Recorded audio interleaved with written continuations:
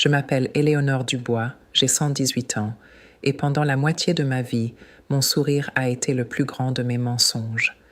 Les gens aiment demander comment on fait pour vivre si longtemps. Ils attendent un secret, une sagesse, une bénédiction. La vérité, c'est qu'il n'y en a pas. Il n'y a que l'endurance et l'habitude de respirer quand tout vous dit de vous arrêter. Alors n'attendez pas de moi l'histoire qu'on raconte dans les journaux, celle de la doyenne qui a vu le monde changer. Je vais vous dire la vérité, celle que j'ai tue toute ma vie, celle que j'ai portée seule.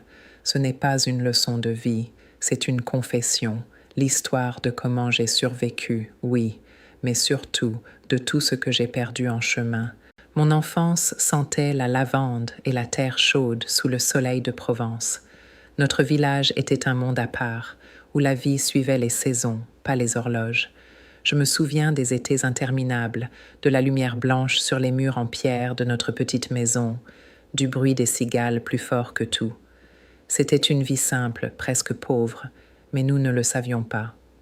Et puis il y avait le silence, celui laissé par les hommes partis pour la Grande Guerre, un silence que les femmes de ma famille ont porté comme un vêtement noir, même après leur retour.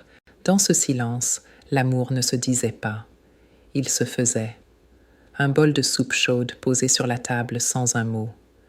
Du linge raccommodé pendant la nuit.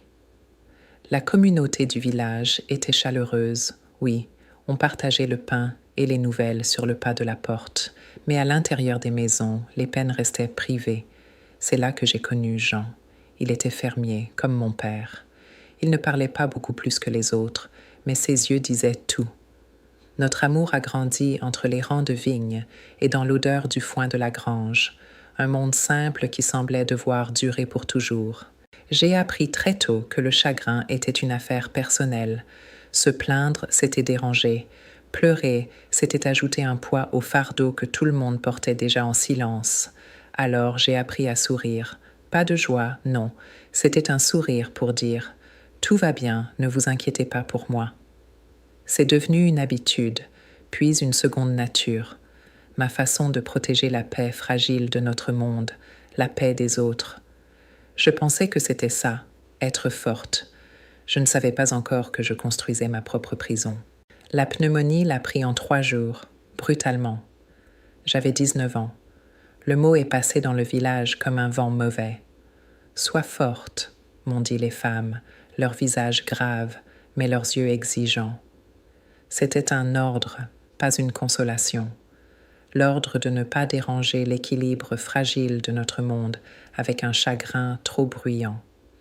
J'ai compris que mon deuil devait être une affaire privée, un poids à porter seul. Le premier commandement de ma vie d'adulte fut un ordre de silence. Alors je n'ai pas pleuré, pas là, pas devant eux.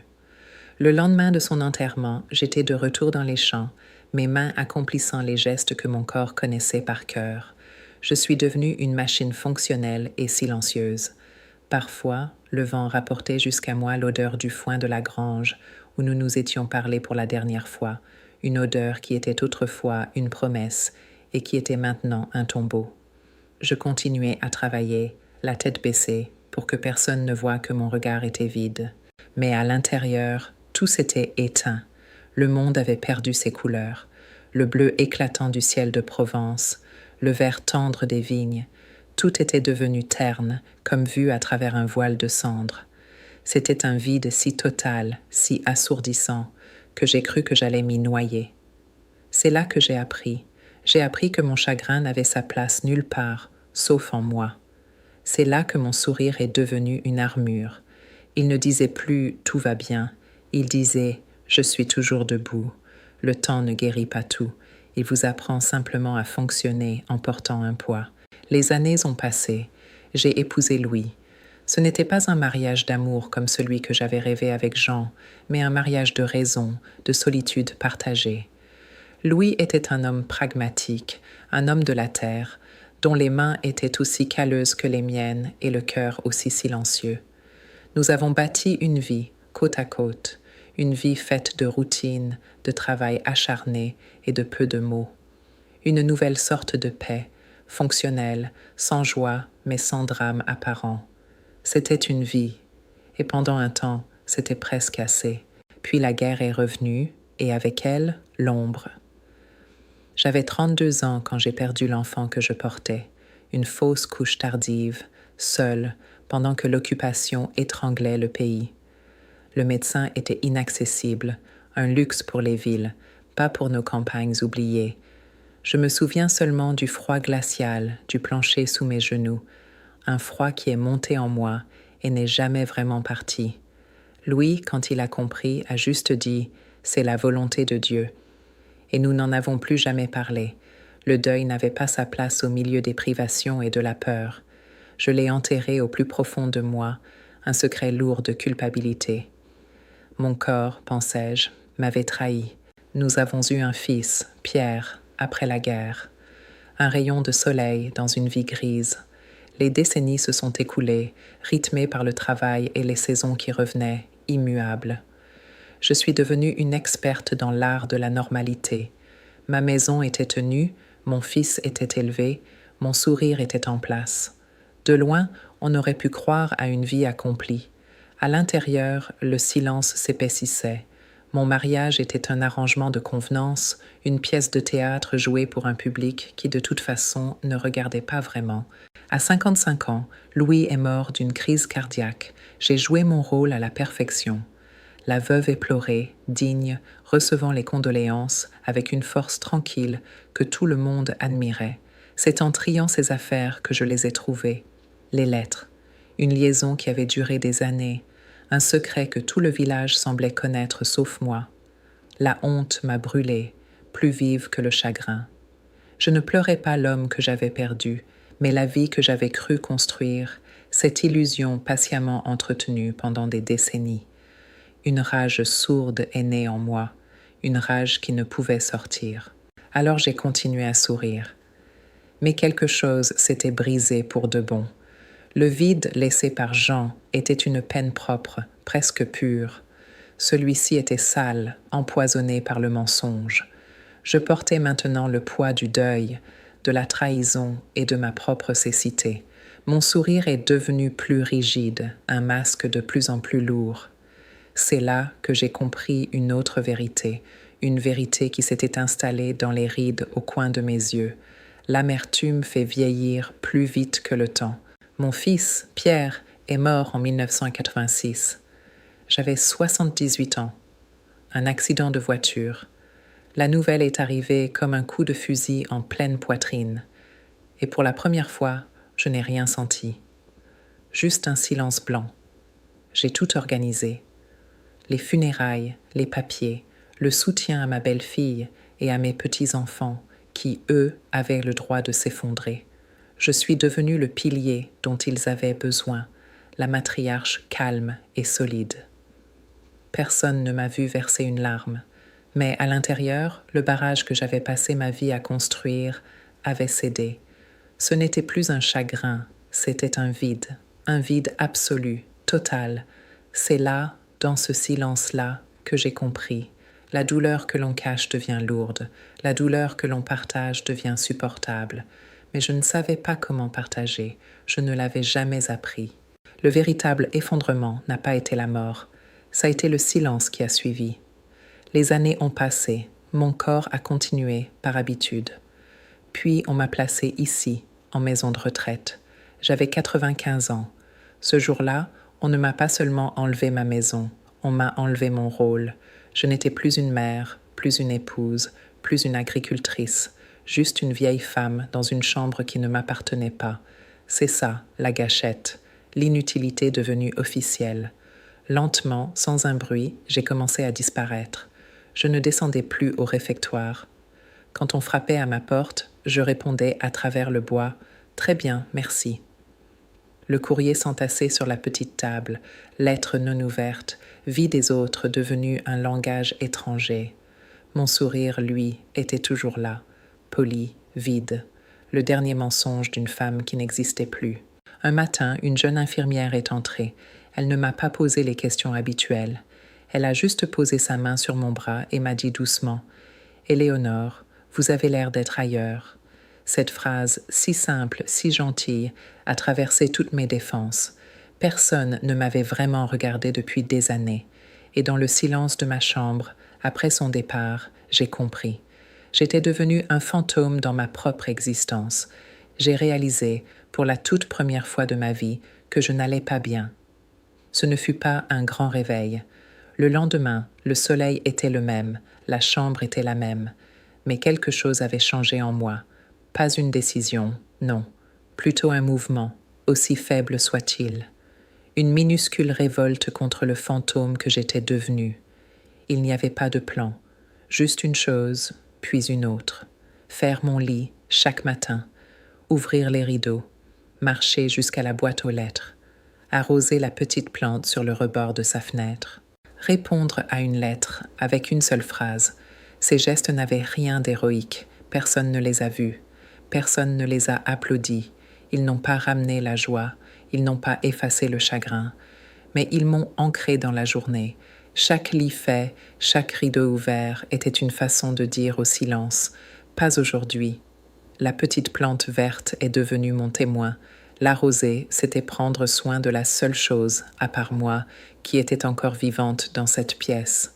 Lentement, très lentement, ces actions ont tracé un chemin à travers le brouillard de mon esprit. J'ai commencé à comprendre que je ne pouvais pas effacer les pertes. Elles faisaient les parties de moi, mais je pouvais choisir de ne pas disparaître avec elles. J'ai compris que la vie ne recommençait pas, elle continuait. Et c'est dans cette continuation, dans cette répétition de gestes simples, que j'ai trouvé une nouvelle forme de force. Pas celle qui sourit pour les autres, celle qui ouvre les rideaux pour soi-même. La survie n'est pas un acte héroïque, c'est un millier de moments silencieux où l'on décide de ne pas disparaître. Les années qui ont suivi n'ont pas ramené le passé, elles ont simplement continué. Mon corps est devenu une carte de géographie que je ne reconnaissais plus, un paysage de rides et de douleurs que j'apprenais à naviguer chaque matin. Mes mains tremblent en tenant ma tasse. Mes pas sont plus lents, plus prudents. Mais curieusement, alors que mon corps devenait plus fragile, mon esprit, lui, devenait plus clair. Le brouillard s'était levé. Je ne portais plus le poids de ce que les autres attendaient de moi. Il n'y avait plus personne à qui mentir, plus personne à protéger avec un sourire. Il ne restait que moi et la vérité. C'est une solitude étrange que de survivre à tout le monde. Mes arrière-petits-enfants viennent me voir. Ils sont gentils, ils m'apportent des chocolats et me racontent leur vie qui vont si vite. Mais quand je leur parle de Jean ou de l'odeur du foin dans la grange, ils écoutent avec une patience polie. Pour eux, c'est une histoire, une vieille photographie en noir et blanc. Ils ne peuvent pas comprendre que pour moi, ce souvenir a encore une odeur, une chaleur. Je suis la dernière gardienne d'un monde qui n'existe plus que dans ma tête. Il n'y a plus personne pour dire « Tu te souviens, Éléonore ». Je suis le dernier témoin de ma propre vie. Le temps aussi a changé de forme. Avant, il était une ligne droite, tendue vers l'avenir, vers la prochaine tâche, la prochaine saison, le prochain deuil. Aujourd'hui, il est devenu un cercle. Les souvenirs ne sont plus des fantômes, mais des présences familières. Mon but n'est plus de construire, d'élever, de maintenir. Il est simplement d'être, d'arroser ma plante, d'ouvrir mes rideaux, de sentir le soleil sur ma peau. Mon identité s'est décantée. Je ne suis plus la femme de, la mère de, la veuve de. Je suis simplement Éléonore. J'ai cessé de regarder le monde changer, ce monde qui m'avait déjà laissé derrière depuis longtemps, comme avec ces événements de 68 que j'avais regardés de loin, comme un spectacle étranger. Ma vie s'est recentrée sur cette chambre. Pas comme une prison, mais comme un dernier refuge où, enfin, je pouvais simplement exister, sans rôle et sans masque. C'est dans ce dépouillement que j'ai trouvé une paix que je n'avais jamais connue, la paix de n'avoir plus rien à prouver, ni à moi-même, ni à personne. La survie n'est pas un acte héroïque, c'est un millier de moments silencieux où l'on décide de ne pas disparaître. Pendant près de 100 ans, j'ai cru que la force, c'était de ne rien montrer, que la dignité, c'était de porter son chagrin en silence pour ne déranger personne. Je vois bien maintenant que ce n'était pas de la force, c'était de la peur. La peur de n'être pas aimé si on était brisé, et je vous regarde. Non, je vous ressens. Vous qui m'écoutez, vous qui connaissez ce poids, vous qui souriez quand vous avez envie de crier, vous qui dites « ça va » par habitude, au point d'avoir oublié ce que ça veut dire « allez bien ». Vous qui croyez encore que votre douleur est une faiblesse, un dérangement. Laissez-moi vous dire la vérité que j'ai mis un siècle à apprendre. Votre douleur est réelle. Elle a le droit d'exister. Vous n'êtes pas un fardeau. J'ai passé ma vie à fabriquer le bonheur des autres. J'ai compris trop tard que le mien n'était pas sur la liste. N'attendez pas d'être le dernier témoin de votre propre vie pour vous donner la permission de ne pas aller bien. N'attendez pas que le silence vous ait tout pris pour oser dire que ça fait mal. Le monde n'a pas besoin d'un autre sourire courageux. Il a besoin de votre vérité. Et vous, plus que tout, vous avez besoin de l'entendre vous-même. Je m'appelle Éléonore Dubois. J'ai 118 ans. Ce n'est pas l'histoire d'une victoire sur le temps. C'est celle d'une femme qui a appris, après un siècle, à ne plus mentir, ni aux autres, ni à elle-même. J'ai survécu, non pas par force, mais par habitude. L'habitude, prise un matin, d'ouvrir mes rideaux. L'habitude de choisir, face au silence, un geste minuscule de vie. Un geste à la fois. C'est tout.